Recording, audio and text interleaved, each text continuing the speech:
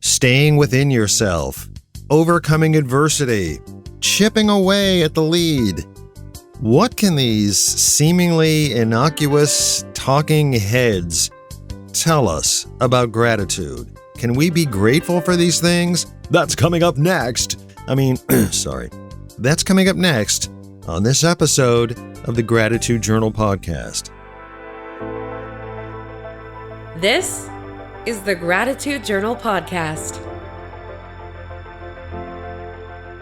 Welcome back, my friends, to another edition of the Gratitude Journal podcast. It's been a while, and that's been by design. No, it hasn't really. Time just slips away sometimes, and I like to create these seemingly strange reasons for not being more regular lately in my podcast episode uploads. But it's just that sooner or later you realize, holy crap, it's been 2 weeks. What the heck happened? And that's the way it is. I have no good excuse. Which in the podcast world, I suppose, unless you're one of the top 25 podcasts, and this one, of course, is not as far as earnings. It is number one in my heart. But as far as earnings and success, I'm one of millions of podcasts that are out there.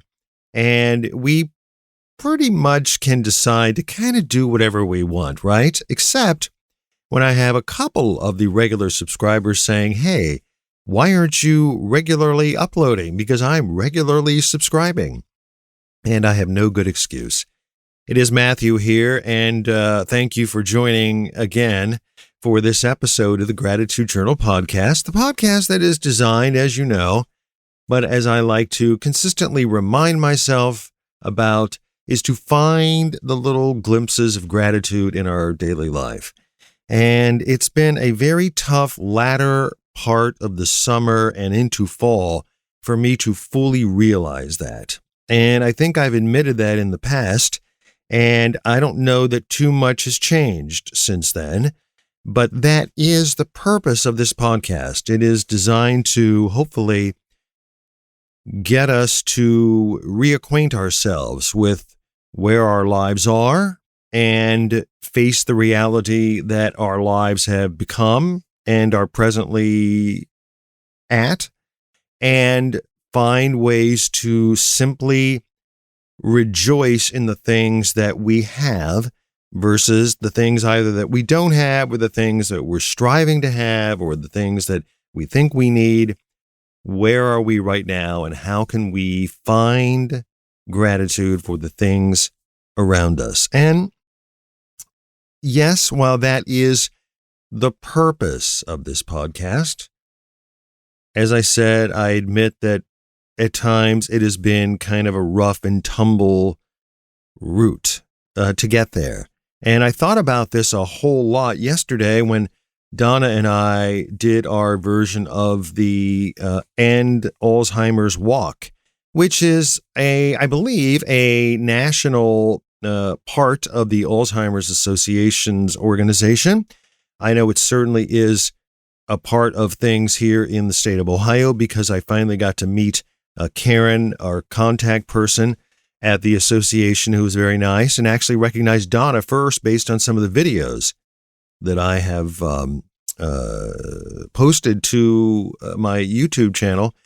And so we had a nice little chat amongst all of the people that showed up. And there were a large amount of people who actually showed up for the walk on Sunday morning. But I thought about this yesterday, about kind of standing there, waiting for the event to start to take place, surrounded by all of the same people dressed in purple, which is sort of the official color, and trying to think to myself, well, what is their journey? What is your journey? Who is the person in your life that's affected by this horrendous disease? And I'm sure that we could have shared a number of things that would have made me feel grateful for simply being in the same space with like-minded people and people who are experiencing the same trauma.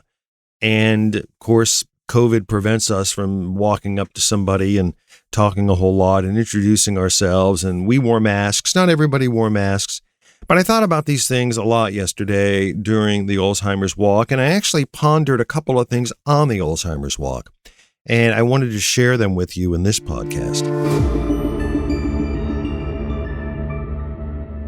As you know, I'm a sports fan, and, my sports fandom doesn't extend to the extent as some of my family members' sports fandom, some of my nephews who are on fantasy teams, and they stack their fantasy roster. And if you have no idea what I'm talking about, it's okay.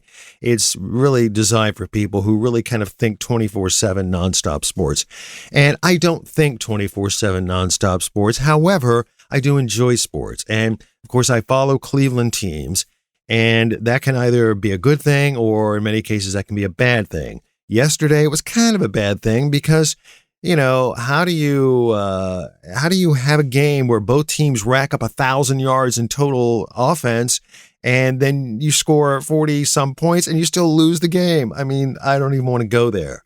But I thought about many of these things as I was on the walk yesterday, and the things that I really kind of thought about were these sort of stock phrases that commentators say, and that I like to sort of comically impersonate from time to time when Donna and I are riding in the car. Some of these stock things that they say, and you think, well, what do they even mean? People just say this stuff over and over again. And I was thinking about, well, what if I really took a couple of these stock phrases and really applied them and really conducted a test to see if I could get anything from them, if any gratitude could be squeezed, like a damp rag, and pressured to release all of the water inside. Could I find anything in any of these phrases, any of this phraseology? And what got me really kind of thinking about this even prior to the walk was the fact that people seem to share a lot of inspirational quotes, like on Facebook and some of the other platforms. And I am kind of a glass half empty sort of guy. I'm naturally sort of distrustful of these things. It's because I've been sort of taken by things, and I lean towards not giving myself over to them. And I mean, a saying or a meme, it really has to have value to me. And I can only think of several of these things that really made me want to either include it, like in the signature line of an email, or maybe something that would appear on a website. And I normally include the one that just really moves me, and it's from the movie Almost Famous, which is where Frances McDormand is quoting Goethe, and she says, "Be bold and mighty forces will come to your aid." And this always just stuck with me. Like, this was the ultimate inspirational quote. And I have it on my website. I have it on the server that I use to transfer files. It just really means something to me.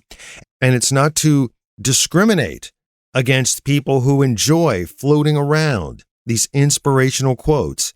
But I always kind of maybe give a little bit of an eye roll, because most of them to me have very little effect.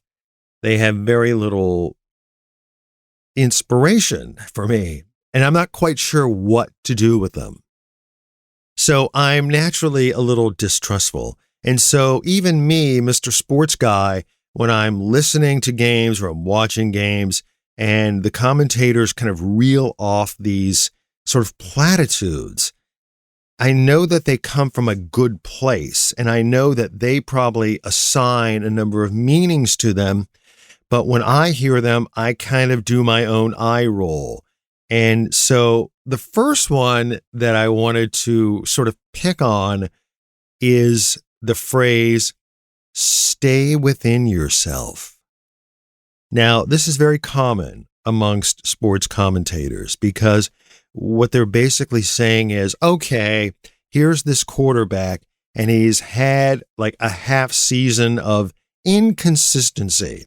And they might say, well, I was talking to him the other day, and he said, I had a really good outing against whoever it is, fill in the blank.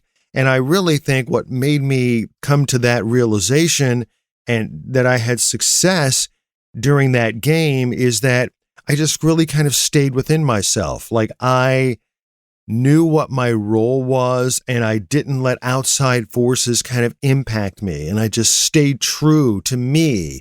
And I used the God-given talents that I have, and I was able to overcome. And so I kind of chuckle when I hear stay within yourself, because everybody says it. But if I look a little deeper at it, how is that really untrue?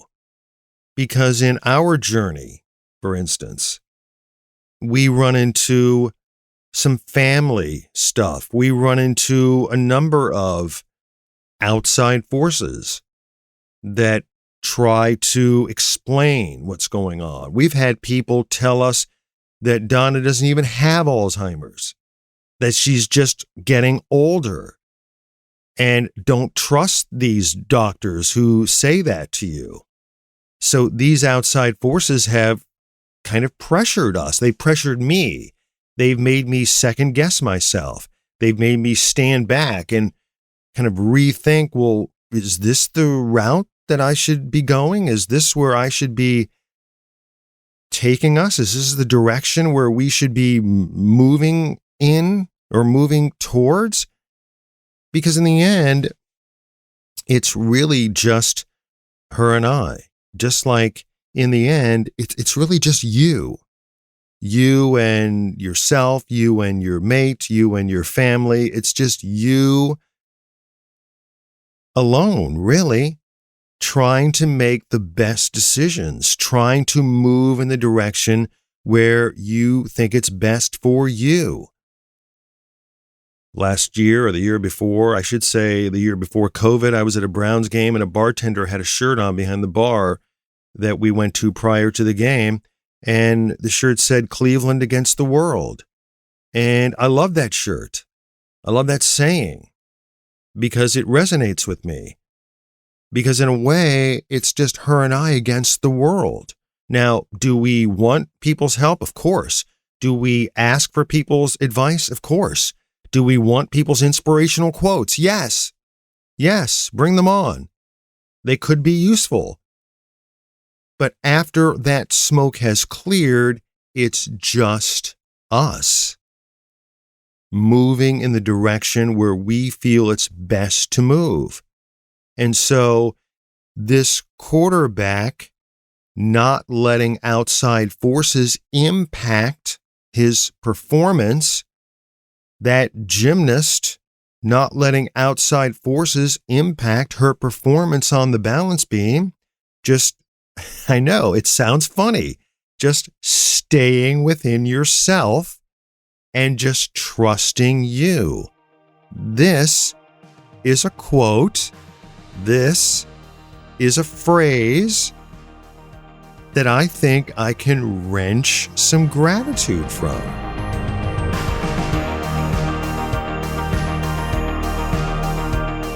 I particularly like when the coach emerges from the second half locker room, and by contractual obligation, that coach must speak with whoever's doing the telecast, ESPN, ABC. They hate it. You could tell that that's the last thing they want to do is they want to talk to a sideline reporter to fulfill their sideline obligation. Maybe they're getting their butts kicked in the first half. They all talked about it during halftime. They're coming out for the second half. They just want to get back to the game, refocus on what they need to do to achieve victory. And there's that person standing there with a microphone waiting to talk to them, to ask them the question or two that will fulfill their obligation. And then they send it back up to the booth. Okay. So I've always both enjoyed this phrase because I knew to expect it because everybody says it. And I've also kind of mocked it because it just seems like it's very, very overused. And the coach would say, well, our goal in the second half is to overcome adversity. And then how many times have the talking heads said it? It's Mike, that what they have to do is, when you're playing on the road in front of 78,000 screaming opposition fans, that's the kind of time that really tests your mettle, and you have to overcome that adversity.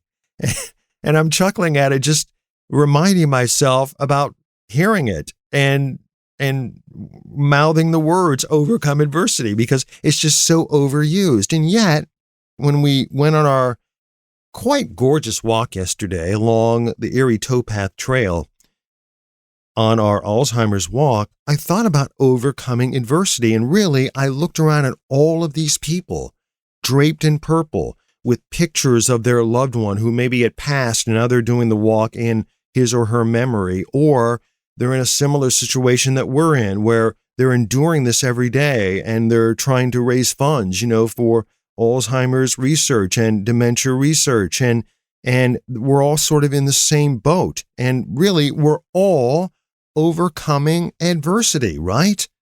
That's what we're doing. We're overcoming adversity. And when you're faced with this thing, I'm not just picking on Alzheimer's and not setting us above anybody else. When you have encountered a situation that knocks you off the rails, that track that you were on, that you had all your goals in place and you were ticking them off and checkboxing them off and going along your merry way, and all of a sudden, boom, you were derailed. You were taken off the track. You didn't plan on that happening, but it did. And all of these people walking with us, they were derailed in a strange way, and in a strange subquote of overcoming adversity. We had to reinvent ourselves. How many times have you heard that one? And I laugh. I chuckle. Reinventing myself. Yes, I'm going to reinvent myself.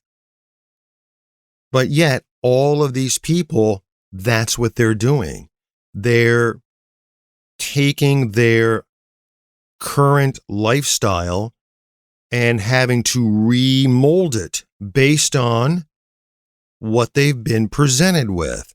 And as I'm holding Donna's hand, walking along the Erie Towpath Trail, I'm thinking to myself, yes, we are reinventing our lives. And that reinvention is at the expense of overcoming this adversity, or trying to overcome this adversity. That's why I still haven't completely even started to really wrap my head around the death of our granddaughter, Mally, because I can still see her trying to overcome adversity, laying in that bed, struggling to breathe, surrounded by all these people, helpless, totally reliant on the forces of nature and medicine and the people who love her, trying to overcome adversity. And all of the people affected by it, in a sense, whether they want to or not, reinventing themselves, reinventing how they look at life, reinventing how they look at God, reinventing how they look at what commitment and devotion is supposed to be, all because this brilliant, wonderful being had to experience this incredibly awful disease and now is struggling to overcome this adversity. While it's thrown around very easily, isn't that what we're tasked with? With any of these life-altering things, that we get inspiration from somebody like Mally, who consistently found another gear to get into. That's another phrase that the talking heads like to say, and yet it's true. Time and time again, she dug deep, found another gear so that she can continue to go on and try to overcome this. And while she succumbed to it, that journey can be very inspirational. So it goes past the inspirational words, whether they appear in print or whether they come from a talking head. Overcoming adversity is real.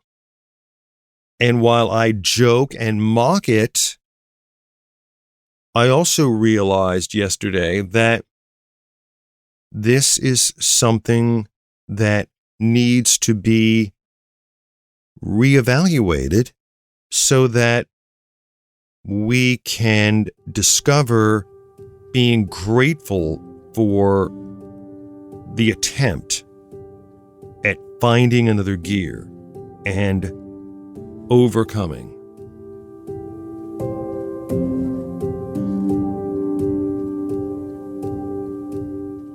As I was pacing back and forth yesterday eating tater tots, I don't know why I connect watching the Browns with tater tots. It's just something that I make, and it's not good for me, but that's what I do. I make tater tots.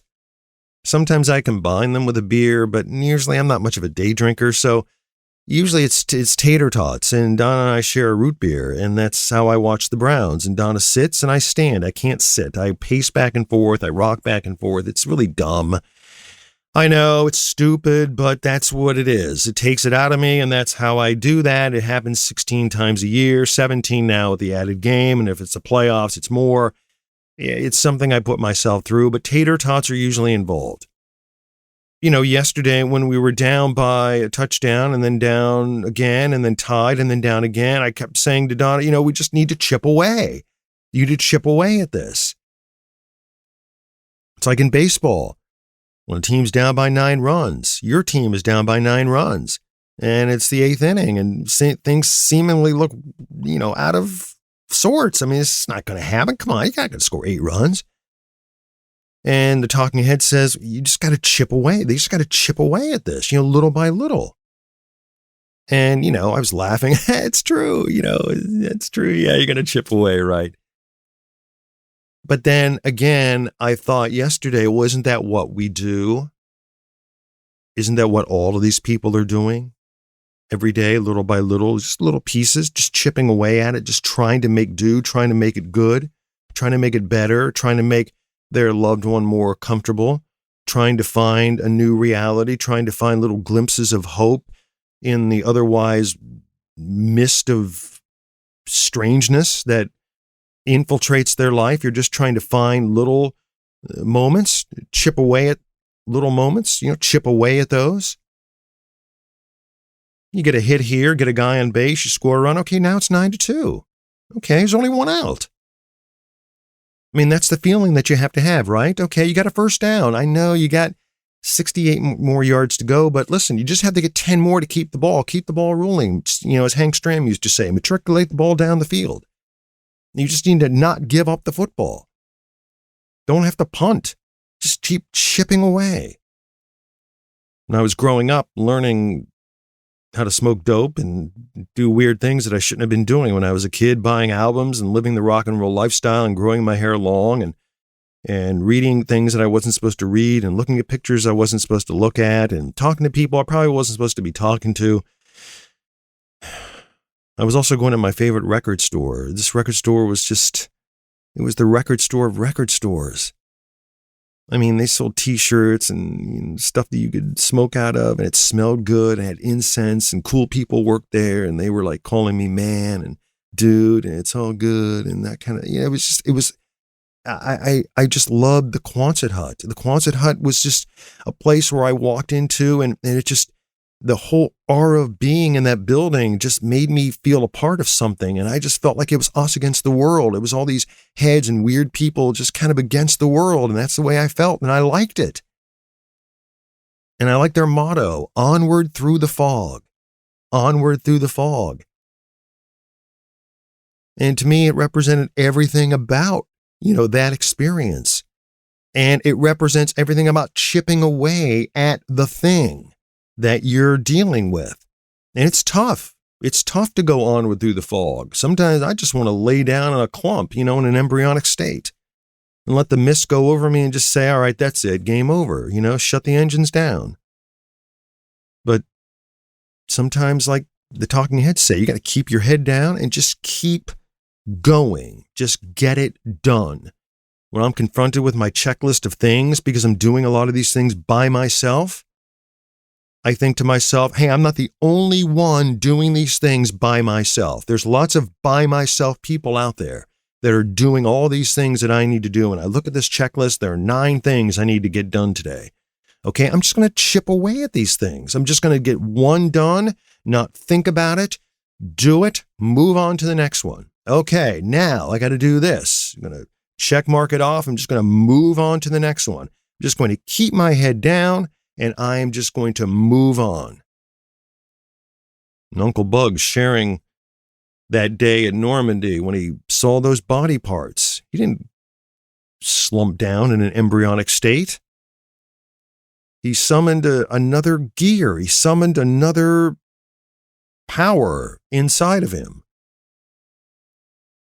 And chipped away at his job, what he needed to do to get to the next person as a medic to help somebody else who may not be dead, whose body parts may not be strewn all over Omaha Beach. And that's inspirational. To be surrounded and find those people that will do those things. And hopefully you will do those things. Can you be like them? Can you summon it? Can you be like Mally? Can you summon a new gear and chip away at stuff? That's really the question. Driving home yesterday after that walk, in a really, really, really strange way, I felt like a little sliver of gratitude for these dumb talking heads that I've heard over and over and over again, the people I like to mock. Because, broadcasters can mock other broadcasters, right? And these things can be true. Even though they may sound dumb, they can be true.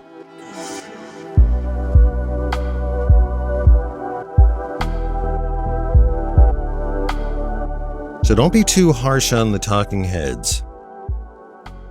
And get out and enjoy the weather if you have a chance here in Northeast Ohio. I finally took Friday off after trying to take Wednesday off, and that didn't work really well. And I tried to take Thursday off, and that didn't work really well. And I won't go into all that, but sometimes people need stuff done and they don't really want to wait. So that's the way it is. Friday, we took a trip to Youngstown. Can you believe it? Youngstown? I had to go to a camera store about something, but we found in this plaza filled with cars, it wasn't the place that you would think that you would sit outside and have a cup of coffee and a hot chocolate and enjoy the day, but it was just great. We sat in like this little strip plaza, and the weather was warm, and we both had sandals on and shorts, and it was just a beautiful day, and the people were really nice, like the people who waited on us and served us and helped us pick the right thing, a place we hadn't been before, and it was just a cup of coffee, really. And I was really grateful for that. Like, I was really like, this is great. This is great. Even if it wasn't 3 or 4 days off, and it was just an afternoon just to kill and have fun and shoot the crap and have a cup of coffee. And sometimes you just got to do those things. And I'll think back on that day here in another month and a half when the white stuff is covering the lawn and we'll have to worry about people slipping and sliding down the road. And okay, I don't even want to go there, but I'm going to think about that day. Just leaning back in that chair, sipping on that coffee, and just enjoying the day, being grateful for it. And you got to find those little things, in your world. So that's it. You talking heads, overcoming adversity and playing within yourself and staying within yourself, or however that goes. all these things are things that we can be grateful for. So they just have to fit you, and they have to apply to you and your situation. So I'm going to be hitting you up next year. We were devoid of our own Alzheimer's walk team this year because Don and I had planned to go away for a couple of days, and I felt compelled to cancel that because of COVID. People told me I was crazy. I mean, they said I was nuts. Like, why would you do that? But that's the decision I made. And not really happy about that decision. I do think that sooner or later, even the vaccinated are going to have to make some decisions about their life because, this isn't going away anytime soon. And it may never go away. So you're going to have to find a new path forward. You're going to have to reinvent yourself. I mean, you can't stay locked up forever. That's just a fact of life. So you're going to have to make new decisions about when and where to do the things that need to happen in order for you to continue living, for crying out loud. But that's the decision we made, and that is the deal. So I'm going to come hitting you up for money next year when we organize our new team for our walk. And hopefully maybe some of the Gratitude Journal podcast listeners can be involved. Wouldn't that be great? Until then, I hope you're safe, and I hope you're healthy, and I hope you're enjoying this splash, as Father Fick used to say, this splash called autumn. And thank you for listening to another episode of the Gratitude Journal podcast.